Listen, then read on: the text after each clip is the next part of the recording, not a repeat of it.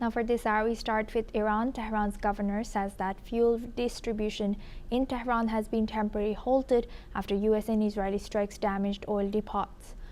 Authorities are working to restore supply as the situation unfolds. Simultaneously, explosions were reported in Iran's central Yazd province, with blasts also hitting Tehran and Isfahan. Meanwhile, in Bahrain, an Iranian drone attack damaged a water desalination plant, according to the Interior Ministry. As Iran continues its air campaign across the region, the strikes have caused infrastructure damage and disruptions, heightening tensions in the Gulf.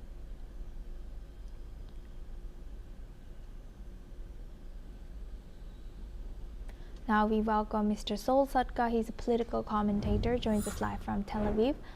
Thank you very much, Mr. Sadka, for joining us. Are you staying safe in Israel? Yes, safe in Israel. Thank you for asking. Thank you. We have to run to the bunkers sometimes, but things are okay. Okay, good to hear that. And now looking at this once again, we saw yesterday Pezeshkian, the president of Iran, apologize to Gulf countries, neighboring countries, that we're not going to attack unless there's an attack from that country, right? But now again, once again, we're seeing this attack from Iran to Bahrain. What's your take? Well, it's not surprising. Within hours of Pezeshkian's making his statement, he was rebuffed by various people within the IRGC hierarchy who denied his plan and said that they absolutely were intending to continue attacking their Gulf neighbors. And so seeing that happen today is no surprise at all. The Iranians are taking a scorched earth policy. They realize, the smart ones anyway, realize that their regime is going down and they want to go down in flames. And they want to take whatever they can down with them. But thankfully, it's not really very much.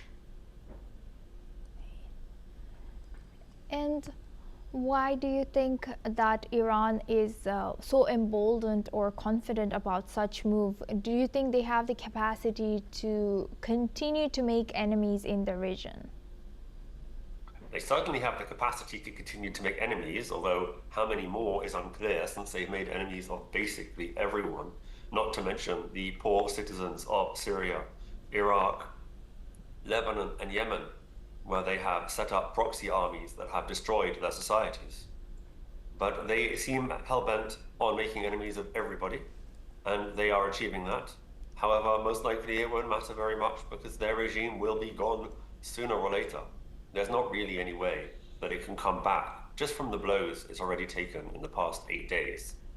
There's no real way that it can rebuild from that, particularly when they're going to be under the overwatch of the US and Israel permanently now, seeing as they have no air defense. So they can't rebuild. Their regime at some point will face riots, as it has done many times in the past, but this time they won't have the ability to fend off those rioters because they will be under an effective US no-fly zone. And that will be the end of them. So they can make all the enemies they want. They are going to leave their mark on history as one of the most repressive and evil groups the world has ever seen. And it should be a message to others. Don't be evil.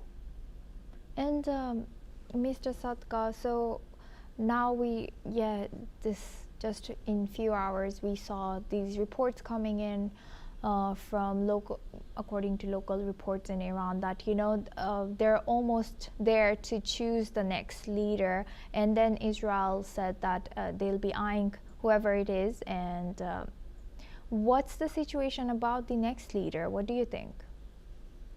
I'm sure Israel is dead set on doing what it promises to do. It did the same thing with Nasrallah. After Nasrallah was killed a year and a half ago, a new leader was appointed, his cousin, if I remember, and his cousin was killed within a few days, and then a third leader was appointed, and that guy was killed too before he could even really take office. And I've no doubt at all that Israel is serious about the fact that they intend to continue to eliminate every leader of this evil regime. And the point of doing that is not so much as to kill the people, but to kill any hope that the regime can continue to function in the long run.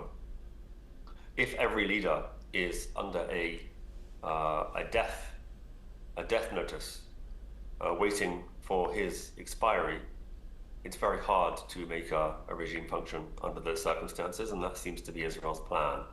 Also, to make the Iranians continually confused and terrified and always at risk of betraying their brethren and allying with the United States with information. All of this is information warfare, but it will end up in actual warfare. If they do appoint a new leader, the probability is that leader won't live out the week, I would say. Yes. And now that we are entering second week, Mr. Sadka, do you think that this is going to continue and we are not seeing any signs of de-escalation? No, I don't think so. Because there's no reason for Trump to de-escalate, because as he can see, his operation is going very, very well, exceeding all expectations, and at a minimal cost to the United States.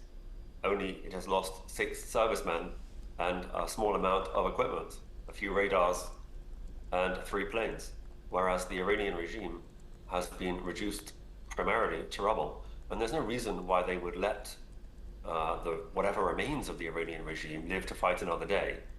For Trump, that wouldn't make any sense. He wants to come back with a picture of victory that he could present to the people in the elections in the United States in November.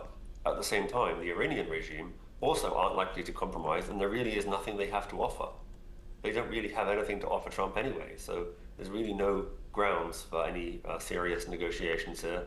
The Iranian regime 9 days ago had the opportunity to make a deal and hand over their uranium in full, and they kept prevaricating and making minor demands and tweaks and demanding peaceful nuclear energy when they have more oil than anyone. Of course, it was clear to Trump and to everyone else what their plan was, as it has been for the past 20 years of these negotiations. So 20 years of negotiations, failed negotiations, inability to compromise, have led to their demise. And at this point, they don't have anything left to offer at the negotiating table. Thank you very much, Mr. Sadka, for sharing that insight. Please do stay with us.